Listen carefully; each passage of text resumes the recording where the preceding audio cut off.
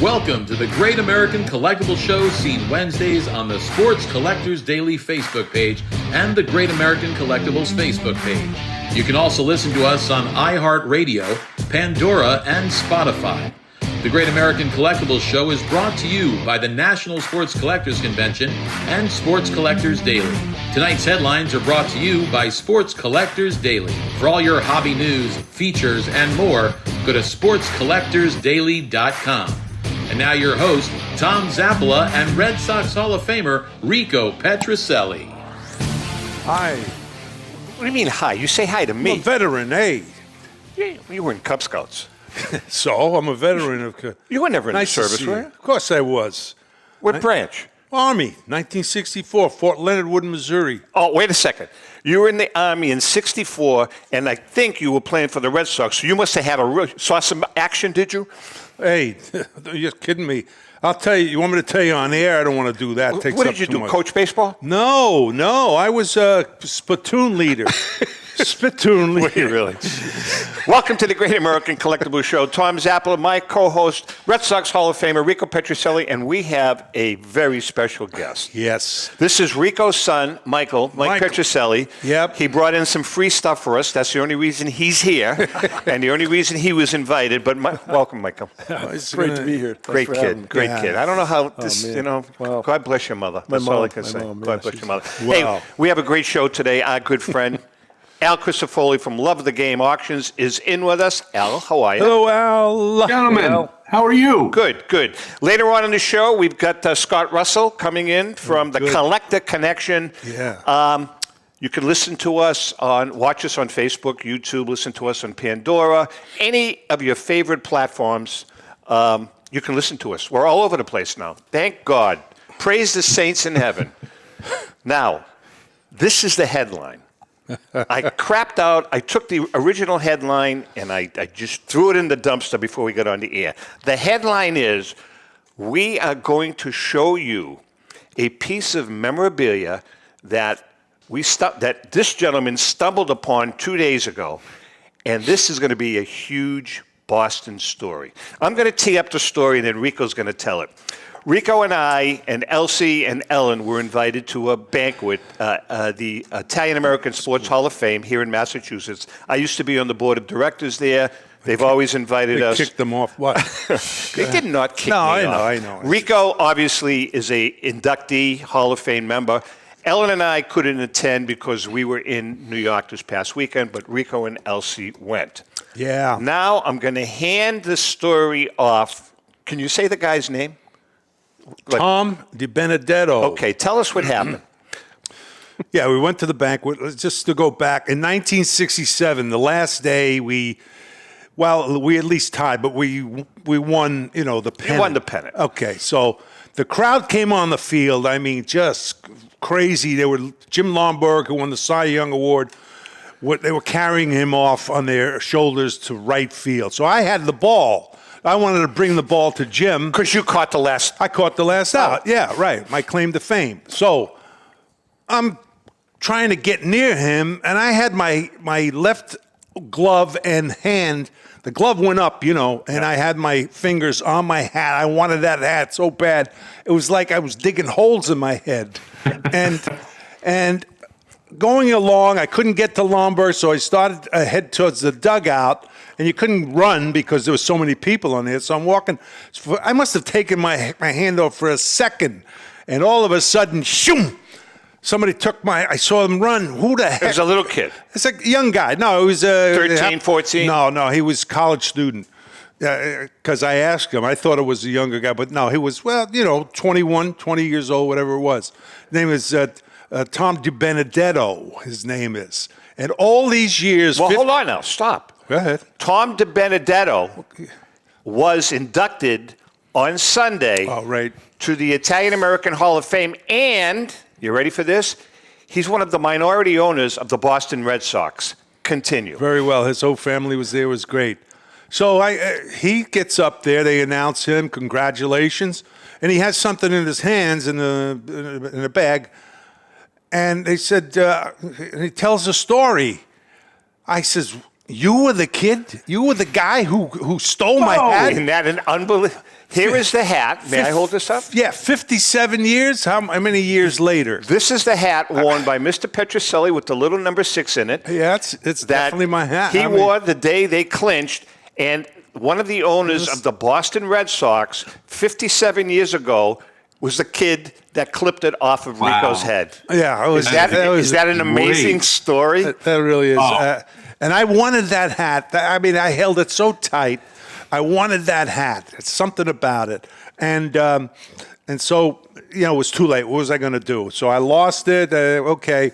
And here we are. By the way, Rico's head is way too big now for it to fit. Well, no, 57 years, it shrunk. Huh? So he gave you back the hat. He gave me back. Give me After back. 57 years. Did you pop him in the nose? No, I said I couldn't believe it was you. No, because he's responsible for when Rico does a signing at Fenway Park. Okay. Well, yeah, but I said, you want to buy it for $50,000? I give it back to you.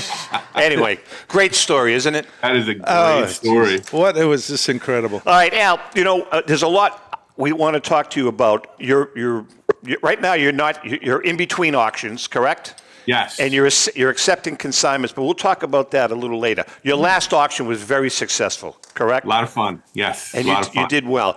Al, can you do us, I know we always get these questions from people.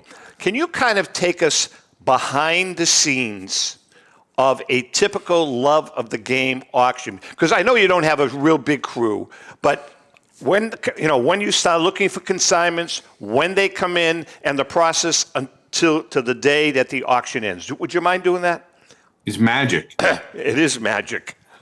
Yeah, I mean, it's gotten a lot more streamlined, a lot more organized as we've grown because we've got people who do certain things, right? So where at the beginning it was just me running around like a chicken without a head. Now there's a lot more formal process to it. So as we're shipping, I'm already, reaching out to people about consignments for the next auction. There's a lot of consignments that just kind of come in. We've been at it for a decade now, and we've kind of got a reputation for a certain type of item. And so a lot of times that type of item just comes our way naturally, which is great. But there's also always people that we reach out to and people who have certain things that we're interested in, that sort of thing. As the material comes in, we track it as it gets in. We communicate with the consigners once the material has arrived.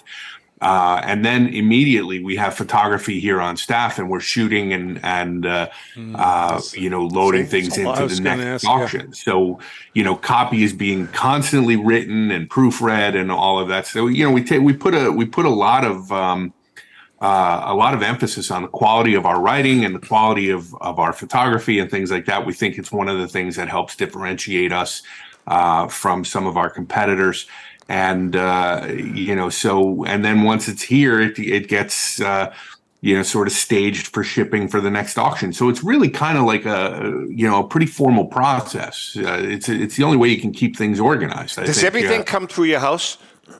No, we're in a new building here in Kingston. And so when we first came here from New Jersey, we moved into a former boarding house, and what we did was we turned the upstairs into office space, and then the downstairs was where we live. But what happened was we outgrew it pretty quickly, and so we've taken up some space in a building that's kind of on the outskirts of the city, and it's very close. But we've got storage and photography and shipping operations set up there. That's where I'm sitting right now. Then we still have the offices at the old place at the above the house, where I'll go and do writing from. And, we've got some inventory that we store there, but it's not any of the inventory that we're working with for the current auction. This building where I'm sitting is where we have our inventory in the current auction, the stuff that's going to ship, and the inventory that's coming in for the next auction. that's going to get staged and moved into that inventory room. So it really is kind of a process flow where everything comes in and goes out. Have you thought about opening a store Good in question. your building, or you know what I mean, to have people come in and look Very good around? question, Rico. Well, thank you. You know, we're always thinking of ways that we can expand, Rico, but but that's not going to be one of them. I don't think. I like to stick with what we're good at. Yeah, and that's not. I don't think one of them. We've talked about doing individual events and things like that, where we set up almost like pop-up type of things. And we may do that at some point, but really we're so focused on presenting the best auction that we can present that I don't want to stray too far away from that. no. Al, do you ever do things like, let's use the town of Kingston as an example. Kingston's a pretty big town, good-sized town for that part of New York. Do you ever do events in the town, maybe at the town library, where people can bring their consignments in, you take a look at them, you sit there, you help them out. If they don't want to consign, fine, but you may tell them what you think the product is worth. Do you do, like antique roadshow type stuff? We have done, a big part of what we've done involves me traveling around the country. I'll get on the road, and I've been doing that for 10 years, where I'll actually go out and go to people, and I try and cover the entire country once a year or so. It winds up being a little bit more than once a year. As part of that, sometimes I'll set up somewhere and do a consignor event where people can bring material in. I think I'm going to do more of that going forward, especially here in this facility. One of the things that's kind of cool about this building where we've taken space is that it's a large building. It used to be a medical building. And what the owners have done is they've taken about half of it and turned it into office space, and about half of it is going to be art studios where artists come and rent space to create. And in the middle of the building is a big gallery space, and all of the tenants of the building can use this gallery space, for a certain amount of times a year. So we may set up and do things like photography exhibits or art exhibits. Very cool. In the building, and use that as sort of a way to meet with consigners in the Northeast and have them come in and maybe bring their consignments and spend a little time with us that way. We are chatting with Al Crisifiulli from Love of the Game Auctions. I wanted to ask you what's your opinion of the vault. We asked. Good question. Yeah. Rico and I hate the vault. Right, we hate the vault. The only thing that belongs in the vault all day. Think about being in jail. Right. The only thing that belongs in the vault is your personal goods at the vault at the bank, or else a dead body. Nothing else. Yeah. Right. I mean, the vault. What is this vault stuff all about? So you asked this question, and it is. I could literally talk about it all day. I'm not a fan of the vault for a couple of reasons. The main one, from the standpoint of being a collector, there's a part of this hobby that's very tactile. Whether you collect cards or photos or whatever, having it in your possession, having it in your hands, and understanding, what is a cabinet photo? What's the difference in size between a 1953 tops and a 1957 tops? I mean, these are little pieces of art when we're talking about cards, and when you're talking about memorabilia, they're a lot of times big pieces of art. I like to surround myself with that stuff. I mean, there's no replacement for flipping through a set of cards in a binder and the feeling that gives you as you interact with the stuff. And when it winds up in a vault and you never actually have it, you lose that piece of the hobby. It's almost the same thing as if you're a music fan and you have like a vinyl record collection. Yeah. The idea of taking the record out of the sleeve and putting it on your platter and sitting back and listening to it and listening to reading the liner notes and interacting with that art versus, pulling up a song on your phone and playing it on your phone. It's a completely different experience. But Al, what about people who spend $1 million plus and put it in your own vault in the bank? Well, this is where, as a business person, where it gets me crazy because where this really originates is with the South Dakota versus Wayfair ruling, which essentially Wayfair was selling furniture. They're a big online Wayfair, retailer of furniture and things. Yeah. And the South Dakota government realized that what people were doing is they were skirting the sales tax by buying online versus buying from retailers in South Dakota. So what it was doing is it was hurting mom and pop businesses, and it was also taking revenue away from the state, in their opinion. And so the ruling essentially paved the way for states to collect sales tax from online sales. And the main reason for that is because they wanted to go after the big companies and get that revenue, to get that tax revenue from the Amazons and the eBays and the big companies like that. So what happens here is, this ruling, which is designed to collect sales tax from sales to large businesses, winds up hurting small businesses. Because what some of these larger companies have done is they've just said, okay, what we're going to do is we're going to set up an address for you in a state where there's no sales tax, right? Delaware, Oregon, wherever. And so now you win a thing from an auction, and we as auctioneers ship it to these vaults. And in the vaults, now the big business is able to give you a tax dodge where you're not paying sales tax, but also now they have the thing, and you're going to pay them some percentage of what you would be paying to the government. So the bigger companies have the resources to set these vaults up. They're taking some of that money that would have gone to sales tax. Meanwhile, small businesses like mine and like Scott's are struggling to stay compliant with these crazy laws, which differ from state to state. I'm sure that, Mike, you probably have this same issue when you sell outside of Massachusetts. When you get to a certain threshold, you sell in New Hampshire, you sell in Pennsylvania or New Jersey or New York, all of a sudden you now have to report every month or every quarter, whatever the state's requirements are, whether you sell anything that month in that state or not. The first month that we had to report sales tax or collect sales tax in Arizona, we didn't have any sales, and we were one day late with our sales tax report, and we got a $150 fine for being one day late to report zero sales. Unbelievable. So the burden on small companies is unbearable. And so, like I said, I could sit here and I could talk about this all day. You just enlightened us. We are chatting with Al from Love of the Game Auctions. All right now it's time for our segment, On Deck with Rico, brought to us by our good friend Brian Dwyer and the great staff at REA Auctions. Don't forget to get your bid in by going to robertedwardauctions.com. That's Robert Edward Auctions for extraordinary results and extraordinary service. It's time for On Deck with Peter Petrocelli. Who? Poppy, why do we always do that? Okay. Rico, here is the question. Well, certainly. Thank you. This question, Chrissy's going to shoot me. This question was submitted by a gentleman whose name is Richard Gilmet. Kind of a cool question, two-part question.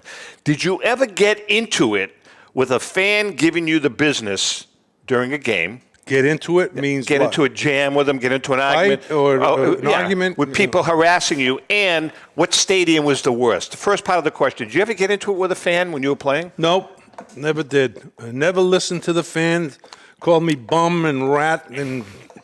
Really, seriously, and you never let it bother you? Never let it bother me. I told you what I did when things were going bad. What? Drove home, got a 128. Wait, I got a 128.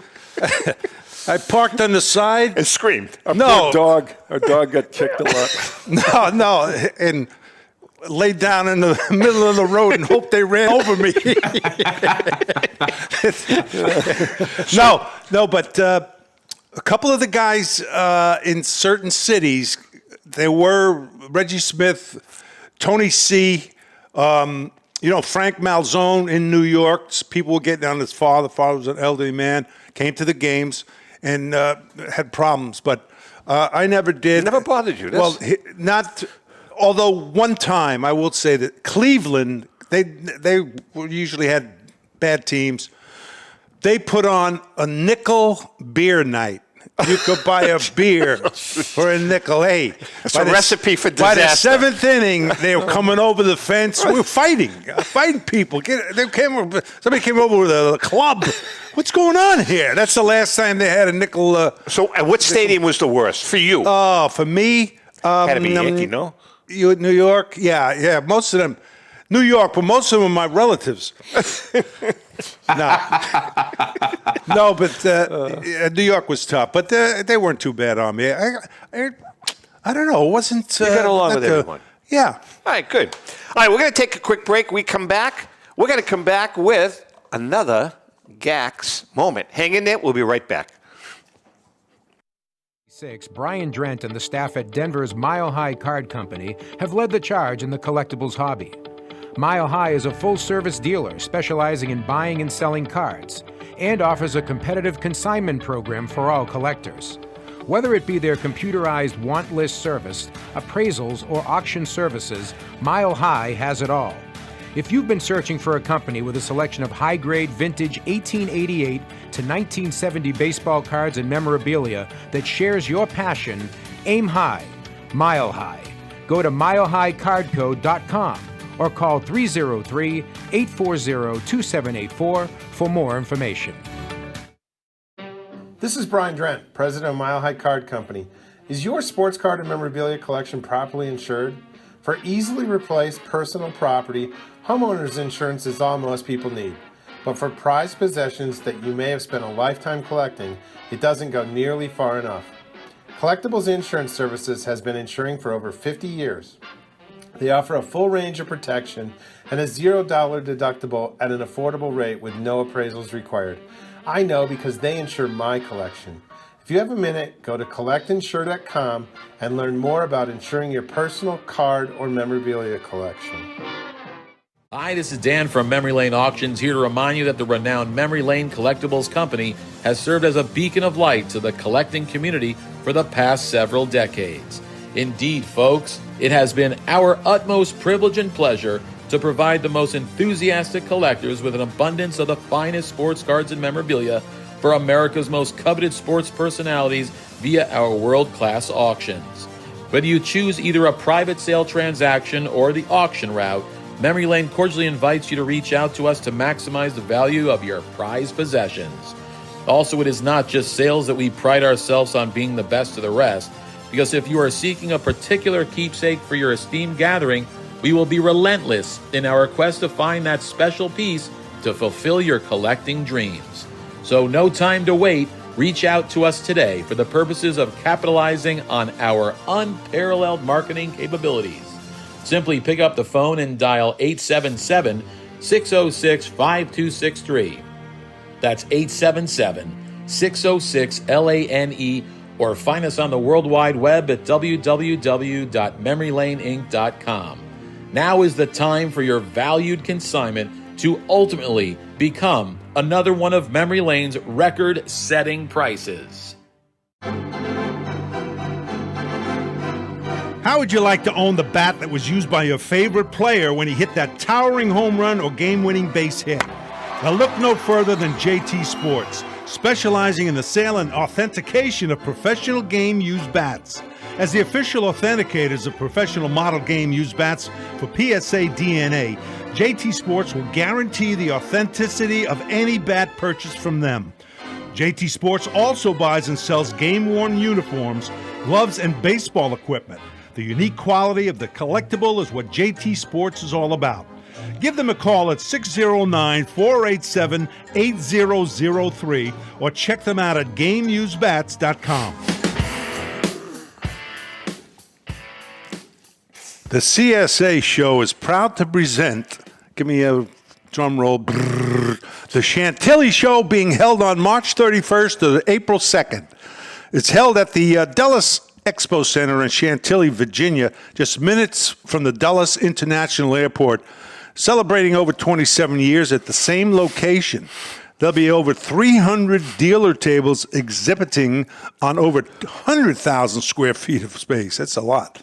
With both vintage sports cards and memorabilia as well as modern-day sports treasures, you won't have to look very far for that special card, bat, ball, or autograph. Major auction houses and third-party grading companies will be on site to assist you with your collecting and authentication needs. Some of your favorite superstars will be on hand, including football greats Trevor Lawrence. Oh, now he's great, huh? 2 years. Jamar Chase, CD Lamb, not CC, Micah Parsons, Randy Moss, Emmett Smith, and many more. For more information, go to That's the Chantilly Show, where you can find all of your sports collectible treasures. Wait a minute. What'd you leave out? I didn't leave anything out. You can't read. You didn't leave anything out. Wait. For more information, go to Chantilly, CSAshows.com. Is it in here? Oh. That's what I mean. Hey, ChantillysHow.com. Great show. It really is. All right. What do you want from me? That's it. Right. That's right. All right. Welcome to another GAX moment, brought to you by our good friend Paul Borges and PB Collectables, your neighborhood card shop. Go to pbcollectables.com to find that special card or piece of memorabilia. This week, I want to talk about a subject that a lot of people have asked me to talk about. So I am going to be the voice of the people today. The new PSA magazine is quite different from the old SMR. It's very slick, geared towards modern cards, especially basketball, and uses a lot of the current buzzwords to attract collectors. But who is it really catering to? I think it's really catering to the millennial collectors and Gen Z collectors. Certainly not the vintage collectors. Now, let's hold up this magazine. This is an old SMR. How many times did you see a collector at a show with this magazine under his or her arm? It was the pricing Bible. You could find prices right at your fingertips on any card for any of the main issues that were published, from T206s up to the present. You didn't need to have to go online to price up the most popular issues. Look at the thickness of this book. Look at the thickness of this book. Vintage collectors, quite frankly, are not really interested in the new format. But young collectors are. My grandson is a perfect example. He absolutely loves it. Me, I give him my copy of PSA. I miss SMR. I have no problem with the PSA magazine. Interesting articles, the slick buzzwords are touting the modern and ultra-modern market. But the vintage collectors would like more pricing and even a story or two on what's hot in the vintage market. Come on, PSA. Can't you kind of help us here, meet us halfway, and make it a little more interesting for vintage collectors also? And that's another GAX moment. Okay, we are chatting with Al Crisifiulli from, I was going to say PSA Magazine, from Love of the Game Auctions. Hi, Al, how are you? Gents. How are you? Good, things are well. He's smiling. I'm doing all right. Good, I'm doing well. Good. That's what we want to hear. All right, we talked about the vault. Now I'm going to throw another word at you that we talked about last week. You were not here. Mr. Mallory was here. You know, again, I refer to us as a buzzword, influencers. An influencer. What are your thoughts on influencers? Influenza. Influenza is right. Influencers in the current collectibles market. Now, I just want to preface this by saying there are some very good influencers, in my opinion, but there are also some influencers that, in my opinion, are working for a higher deity, a bigger company, and just kind of working the masses in their favor. What is your opinion on that, Mr. Crisifiulli? We're old. I mean, that's what it is.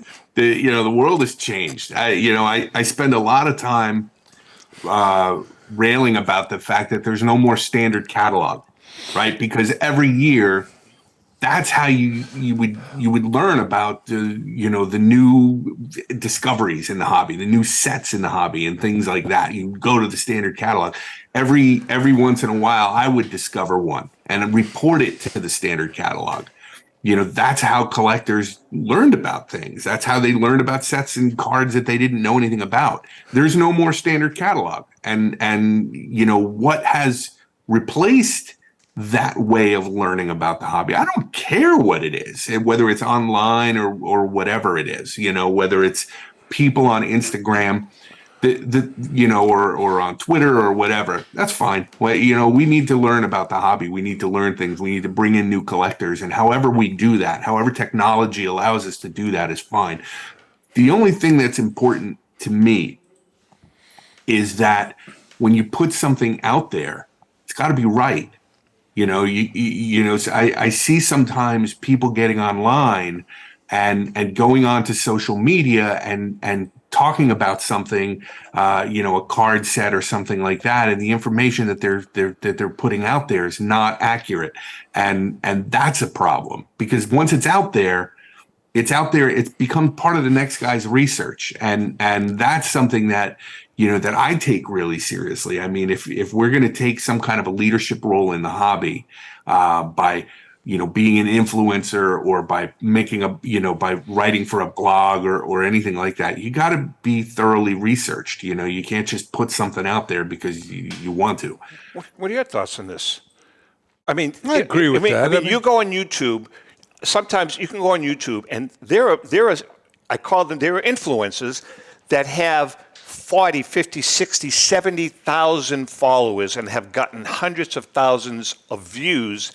And they recommend a Joe Smith, Prism, blah, blah, blah, blah, blah, PSA 10, go out and buy one. This is a hot card.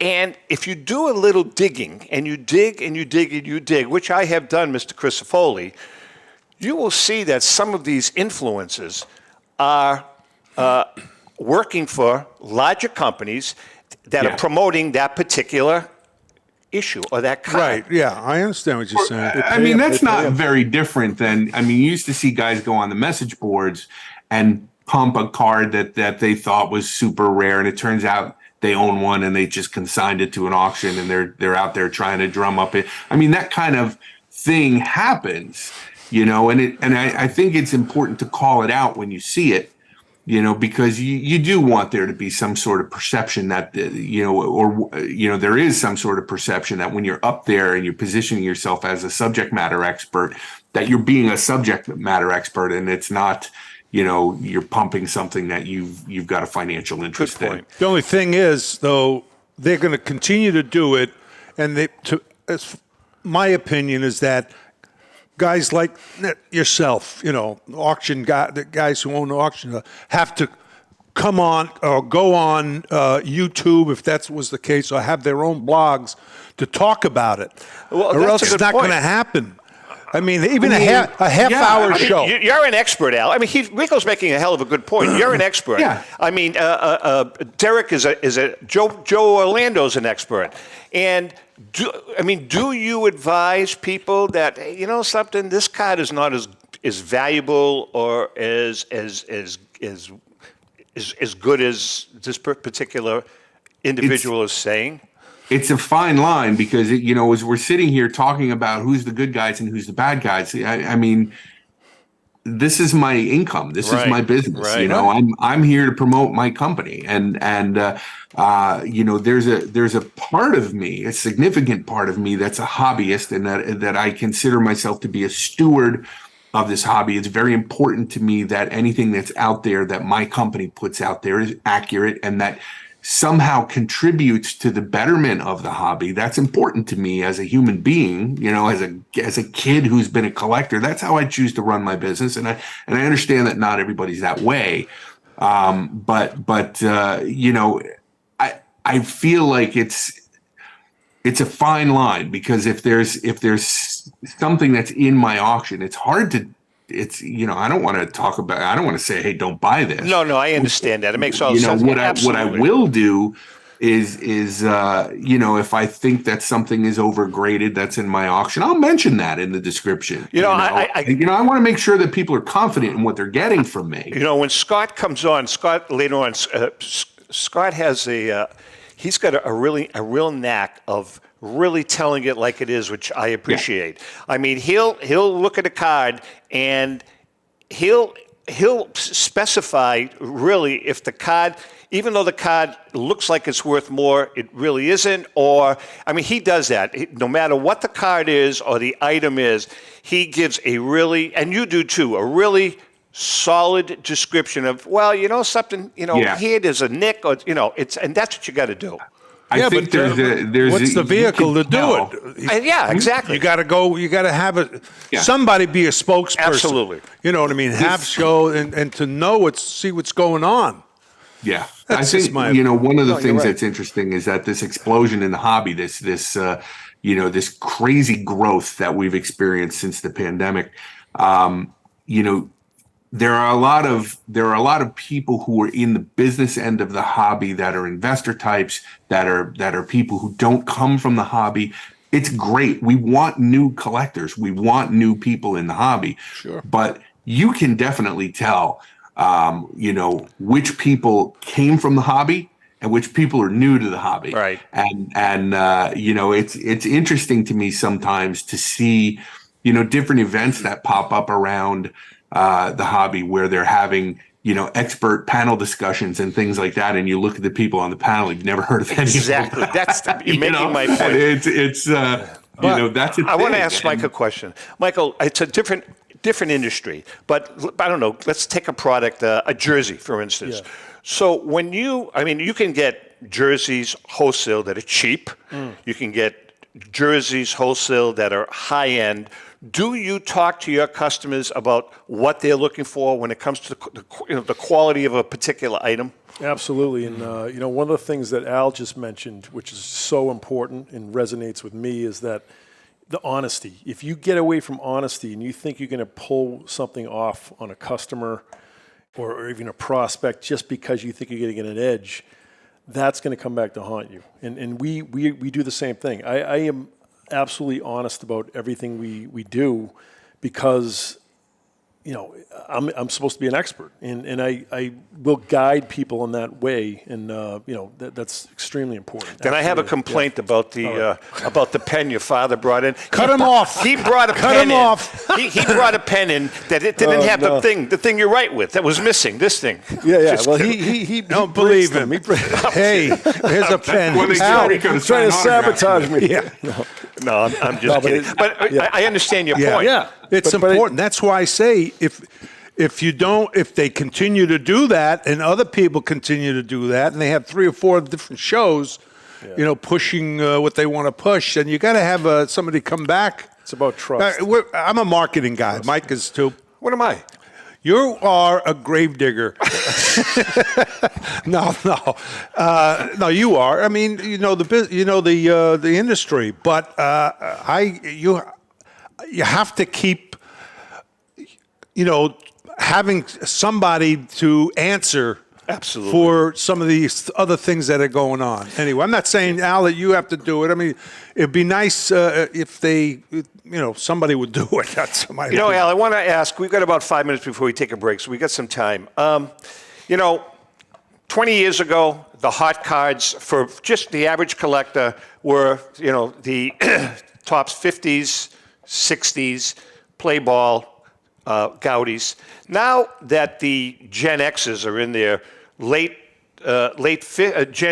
X's are in their late 40s, early 50s. Are the cards from the 70s becoming more popular than they were, say, 15 years ago? Yeah, I think so. I think we tell people collect what you know, collect what you like, right? And people know the players that they watch. Right. It's great and it's important to be a student of history. But do you guys play Immaculate Grid? No. Okay. Ever heard of it? Do you know what it is? No. No. Okay. So it's a game that's on the internet, and what you get is it's a grid of 3 squares across and down, and the X and Y axis is either a baseball team or an award or a statistical achievement, right? So you might have on the top the Red Sox and on the top left the Mets. Yeah. And that square there, you need to think of somebody who played for the Red Sox and the Mets and put their name in Oh, there. okay. Good. That's good. And I like to think of myself as a student of pre-war baseball, as vintage baseball, right?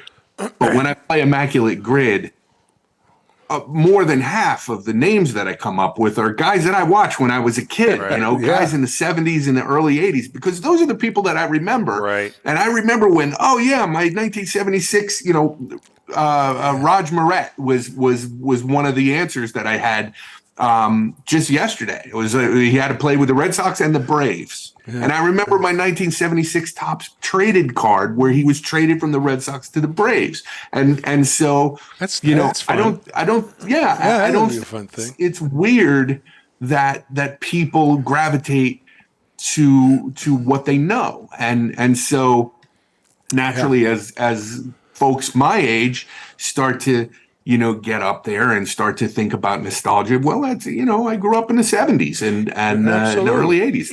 Is that going to affect the value? I'm looking at it from a value perspective, right at this snapshot. Is that going to affect the value of an older card from the 50s or the 40s, a play ball card or something? Because of the popularity of the 70s and more people buying them, is that going to affect the prices of the older cards? One of the things that I've seen and this is not a new phenomenon, it's something that I've seen over the past maybe 20 or 30 years, is not so much the Hall of Famers, but the minor stars, the guys like Elson Howard and Moose Skowron and guys like that, where those values have gone down. It's almost like people have forgotten them. People have forgotten who's Moose. Yeah, because you don't hear the names very often. But what am I? Wait a second. What gen am I? Gen Q. Gen Q. Yeah. Is that right? Yeah, Gen Q. Gen Q. You're in the same generation as Julius Caesar. Yeah. I'm Gen X, so that makes you guys like Gen B. Yeah, you're a baby boomer. All right, listen, we're going to take a quick break. When we come back, our other good friend from the Collector Connection, you're going to stick with us right to the end, Al, by the way. Yeah. Scotty Russel from the Collector Connection is going to join us. They know each other. And hang in there. We'll be right back. Pristine Auction is a family-owned and operated online auction specializing in autographed memorabilia, sports cards, coins, art, and collectibles. Since their founding in 2010, they've grown to 2 facilities in Phoenix, Arizona, totaling over 60,000 square feet. Jared Cavalier and an incredible staff of over 150 team members serve a very large customer base and enjoy every minute of it. By working with leading authentication companies, Pristine ensures all items are 100% authentic. In addition, third-party authenticators regularly travel to Pristine Auction to provide authentication services on site. Pristine Auction strives to operate its business in a way that's honoring to God, their families, and their customers. With a strong focus on speed, quality, and premier customer service, their mission is to be the leading online auction for every level of collector and fan. Pristine also works for Hope Sports and Identity Hoops International, traveling to Mexico to build houses for the less fortunate. Pristine Auction offers several online auction formats with thousands of auctions ending each day. For more information, go to pristineauction.com. That's Pristine Auction, the best in the business. If you're a discerning collector interested in owning the most important pieces in the hobby, look no further than Leland's Auctions. The original sports auction and appraisal house, Leland's was established in 1985 by legendary Pioneer founder Joshua Leland Evans. And today, President Mike Hefner carries on the tradition. From the Tom Brady card and memorabilia collection to the famed Boston Garden Auction to high-end card auctions from every major sport, Leland's has always maintained the highest standards. Go to Lelands.com and get your bid in. That's Leland's, the hobby's leading sports auction house for 4 decades. It's often been said that championships are won on the practice field, and world records come only to those willing to work harder than everybody else. Heritage Auctions is the world's largest collectibles auctioneer because we believe that becoming the best is only an invitation to the challenge of remaining the best. This requires the skills of the hobby's top experts, capable of identifying and maximizing value for our consigners.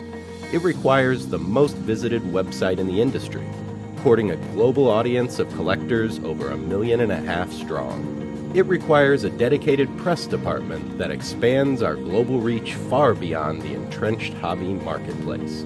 It's hard work, but a simple premise. Present the finest collectibles to the largest population of potential buyers, and world records will come. We invite all listeners to put the unmatched power of Heritage Auctions to work for you.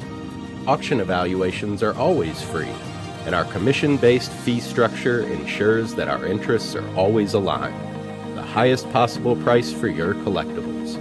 There will always be new world records to chase, so let's chase them together. Visit our website at ha.com and request your no-obligation review today. Hi, this is Dan from Memory Lane Auctions, here to remind you that the renowned Memory Lane Collectibles Company has served as a beacon of light to the collecting community for the past several decades. Indeed, folks, it has been our utmost privilege and pleasure to provide the most enthusiastic collectors with an abundance of the finest sports cards and memorabilia for America's most coveted sports personalities via our world-class auctions. Whether you choose either a private sale transaction or the auction route, Memory Lane cordially invites you to reach out to us to maximize the value of your prized possessions.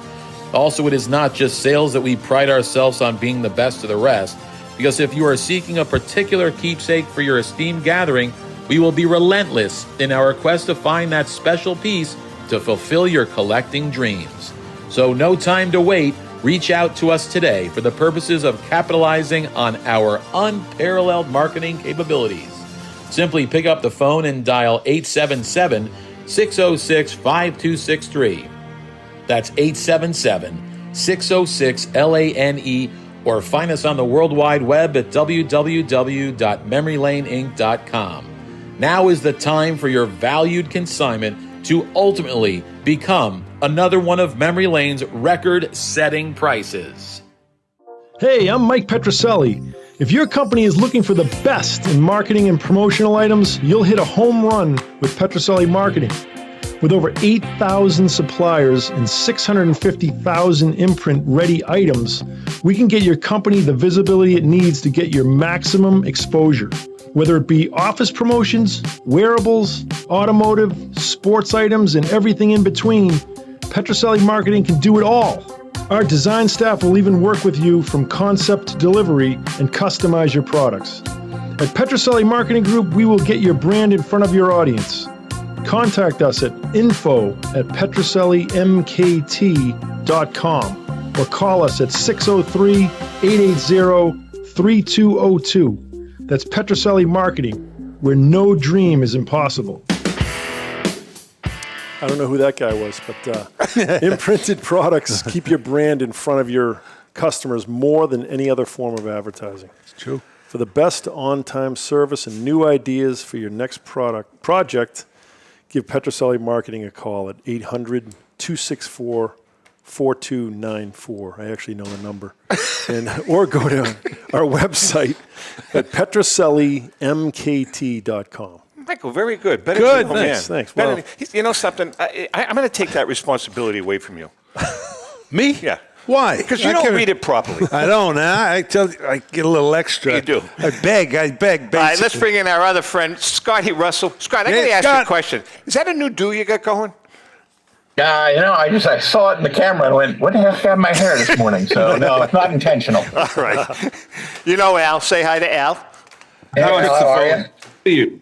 Listen, you have this auction. Is this the biggest auction you've ever had? I mean, I can't believe. No. I mean, this thing is gigantic. Yeah, it's our third biggest pre-war. It is. It's 840 lots, all 1941 and earlier. And it ends on October 29th, correct? 29th, yeah. Yep. Yep, couple weeks. Tell us about some of the highlights. Well, I can do better than tell you. I can show you. We have the T206. We have a near set, about 480 different from one consignor, and then scattered others from other consigners. But it includes all 4 of the Cobbs in fairly respectable grades and in gorgeous condition. The guy was actually more careful with his Hall of Fame purchases than he was with his commons.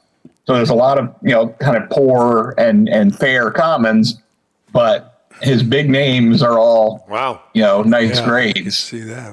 Very nice. And it's got the Demet and the O'Hara St. Louis.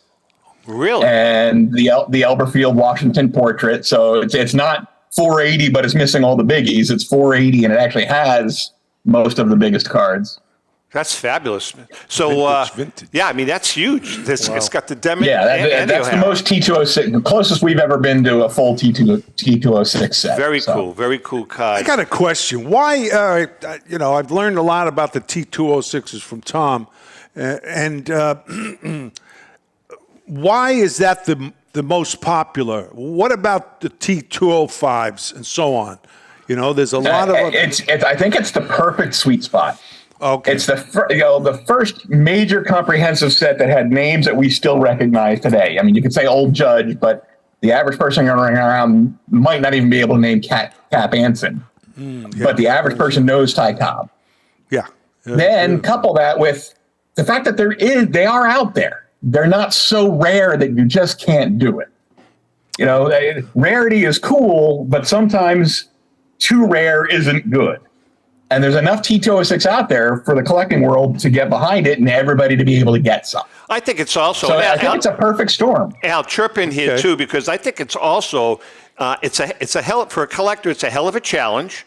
And it's a challenge that's doable except for a couple of cards. But... let's go back in time because I don't know the answer to this. Back in the 20s, back in the 30s, was it a popular issue or did it become real popular because of the Wagner? I mean, did that add to the mystique of the collection, Al? I think it's always been. It's first of all there was a monopoly, on tobacco, and so every pack of cigarettes had a card in it, and had one of those cards in it. And then, given all of the different combinations and permutations of cards, there's so many different ways to collect it. You don't have to get all 524 cards.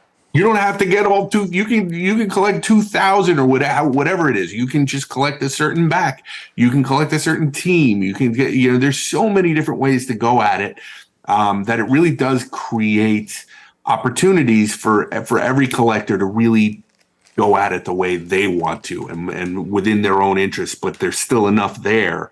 And like Scott says, you can get them. There's nothing, there's nothing that's so unaffordable that, I mean, there are, obviously you can't go get a Wagner, you can't go get a Plank, but any collector can figure out a way to bite off a little piece of T206 and there's so much to learn. Scott, autograph cards, becoming big business, very popular. You have some in the auction. Tell us about it. Well, you stumped me. I wasn't expecting that question. You have autographs, though. I mean, you have a lot of autographs. Yeah, we definitely have autographs. A lot of 3x5s from an old autograph collection from the 50s, which has like T206 figures in it. But what are your thoughts on autograph cards? I mean, how popular is that becoming? They've become a big thing for us. And even interestingly, some of the early insert autograph cards, which came pre-autographed, have experienced a boom because of the general autograph card boom. We've been doing a lot of vintage autographed cards, everything from 52 tops or guys who died young like Maris and Howard. But then, like I said, like the Upper Deck Heroes or the Don Russ Elite autographs have also gone up, even though they were factory autographed, we call them. So it's been interesting to see that market develop. Michael and I pitched in, and we bought 10,000 Rico Petrocelli cards, and we have Rico once a week locked up in a room, just signing. Yeah, right. Just signing, right? Right. Here's the pen, I too. joke about it, but I usually have a Rico autograph card sitting here somewhere. Yeah. I got seem a to have one question. all the time. You guys are experts. I mean, you're in the field. You know the. We had I mentioned the hat. Scott doesn't know the story. Well, yeah, this is a hat from '67. It was taken off my head, and the guy who gave it back to me is a part owner of the Red Sox. He's from the area. I've known him a long time. He never told me that he got it.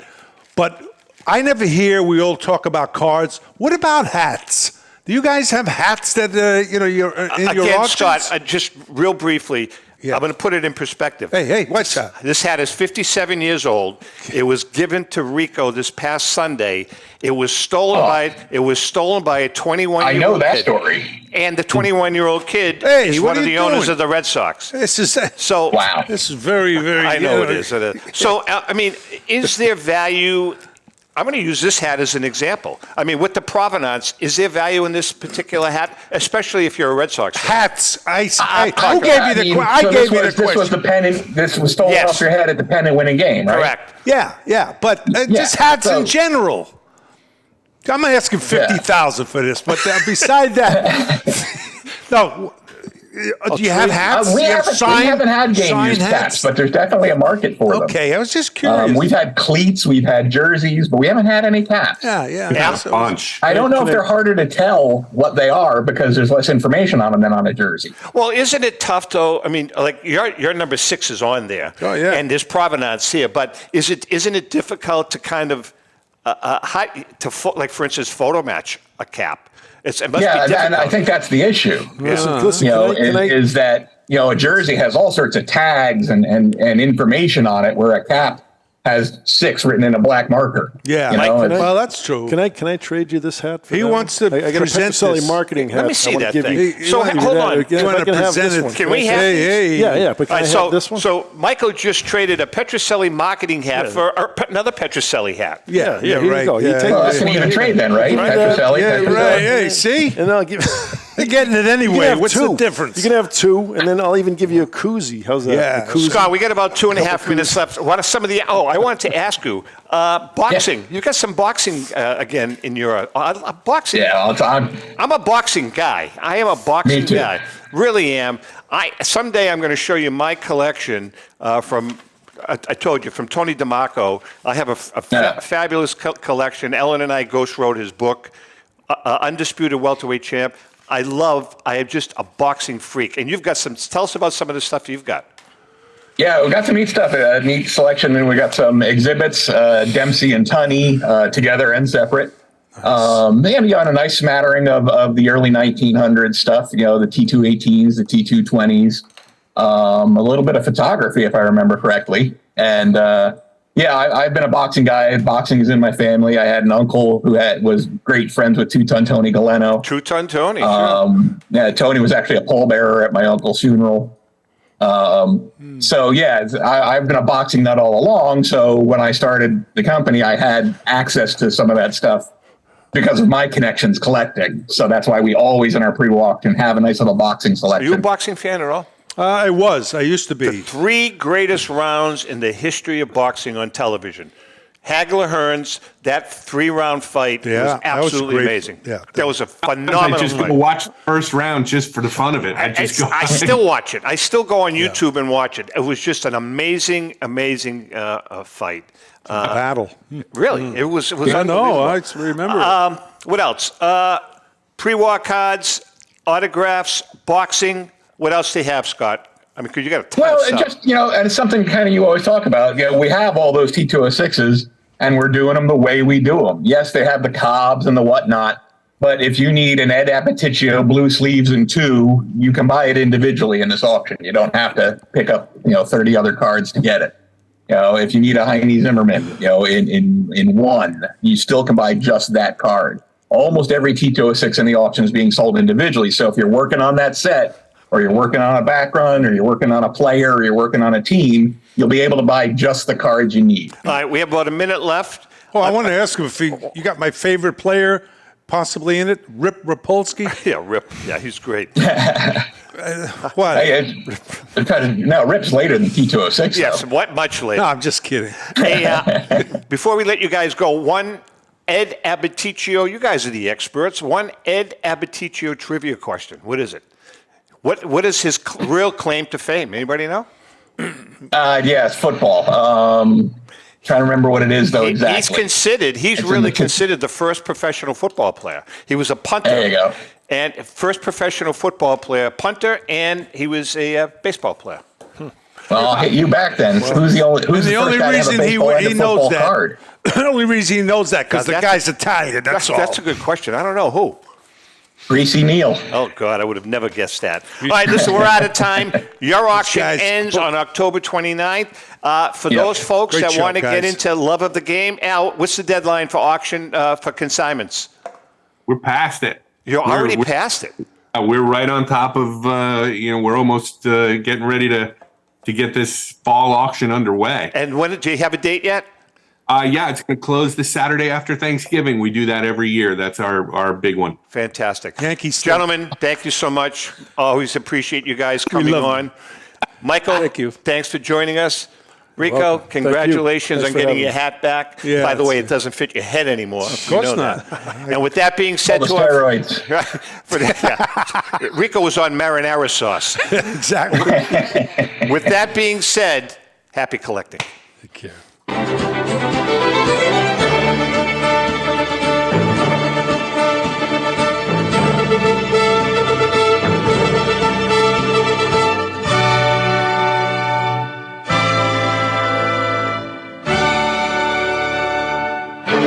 The views and opinions expressed by the hosts, guests, or callers of this program do not necessarily reflect the opinions of the Studio 21 Podcast Cafe, the United Podcast Network, its partners, or affiliates.